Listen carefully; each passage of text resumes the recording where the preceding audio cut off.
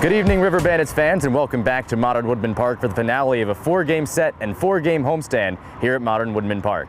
I'm radio broadcaster Jake Levy here to get you set for first pitch tonight with the River Bandit Rundown. Tonight's game features the finale between the Quad Cities River Bandits and the visiting Cedar Rapids Kernels. Quad Cities, the Class A affiliate of the Houston Astros, and the Cedar Rapids Kernels are the Midwest League affiliate of the Minnesota Twins. The Bandits have taken 2 of the first 3 games of this series, including a 4-2 victory last night over the Kernels. Let's take a look at some of the highlights in the win from yesterday's game.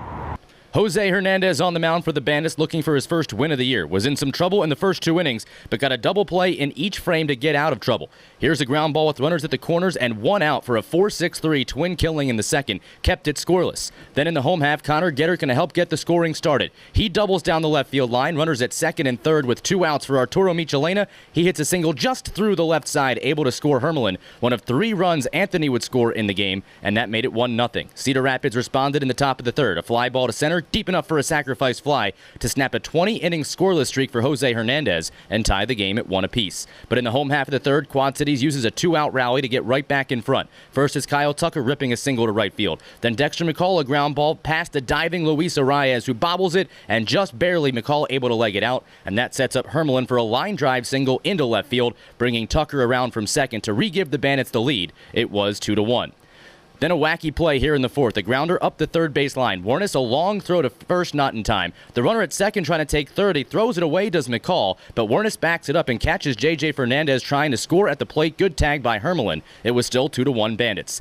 Later in that inning, Connor Gettert into the gap, diving catch to keep the Bandits in front. They'd add to their lead later. Christian Trompies a double into left center field. Anthony Hermelyn chugging around third, going to try to score. Meanwhile, Trompies is headed for third base, trying to leg out a triple. The throw comes to third, and he has to slow up to make sure Hermelyn touches the dish before he's tagged out, and the heads-up play makes it 3-1. That was important. Luis Arias here rips a single through the right side. His third hit of the game made it 3-2. Miles Straw, though, keeps the offense going here, getting it just past a diving Brad Hartong. He pulls into second base to extend his hitting streak to 7 games on the season. And then the offense back to work scoring. Anthony Hermelyn, his third hit of the day, a double off the right field wall, picked up, and Herm chugging into second base with a runner in scoring position and a 1-run lead. And he'd come around on this bloop double by Connor Gettert. The center fielder, Deemer, looks like he's got it, can't find it, and it drops into no man's land. And Hermelyn comes across to make it 4-2. That would wind up being the final. Adam Witt on for a relief for Hernandez. 6 up, 6 down, capped off by this looking strikeout. And Quad Cities gets the victory in Game 3 of the 4-game set, taking it by a final score of 4-2 and getting Jose Hernandez his first win of the 2016 season. After the game, our own Taylor Smith caught up with Anthony Hermelyn to talk about his 3-hit day and the stellar performance from Jose Hernandez. Herm, you were 3 for 3 tonight at the plate. What was your approach, and were you looking to hit a certain pitch?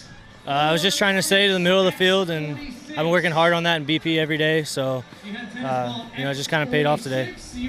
And Jose tonight, he was excellent on the mound. What was the game plan going into tonight?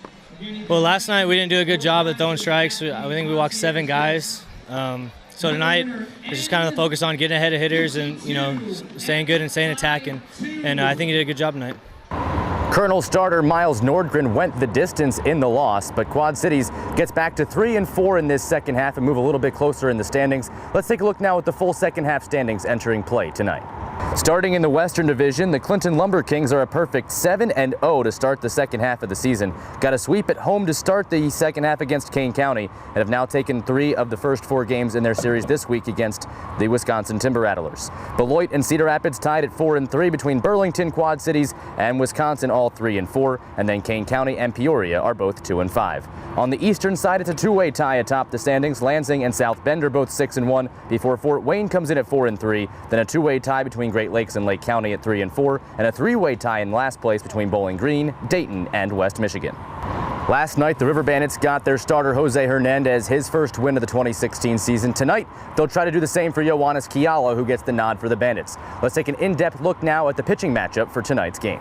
Yohannes Kiala is 0-5 with a 4.45 ERA in 8 games featuring 5 starts this year. He had a personal 5-game losing streak snapped in a no decision last week, but the Bandits still took a loss. As a matter of fact, Quad Cities is 0-8 in games in which Kiala pitches this year. He's gone 32 1/3 innings, giving up 16 earned runs in 32 1/3 innings of work, striking out 15 while walking 12. On the other side, he takes on Eddie Del Rosario for the Cedar Rapids Kernels. Del Rosario's 0-1 with a 5.85 ERA. He makes his 5th start of the year. In 20 exact innings, he's given up 13 earned runs and struck out 11 while walking 8. So there you have it. First pitch coming up at 7 o'clock tonight. Don't forget, it is I Smile night here at the ballpark and also a Thursday with $2 drink specials, so make sure you take advantage of those. First pitch coming up at 7 between the Bandits and Kernels in the finale of this 4-game set. Enjoy the game, everyone.